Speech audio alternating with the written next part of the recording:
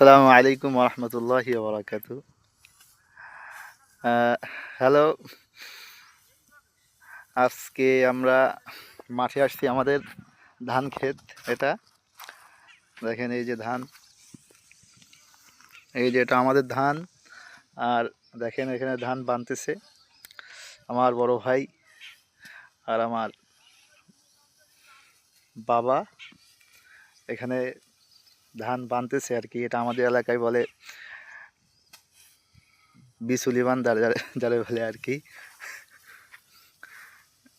অনেক এলাকায় এভাবে করে না, অন্যভাবে একবারে কেটে নিয়ে বাস মেশিনে দিয়ে ঝেড়ে ফেলে, কিন্তু আমাদের এলাকায় একটু সিস্টেম অন্যরকম।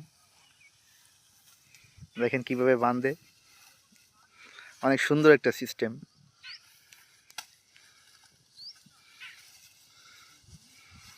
দেখছেন কত সুন্দর টান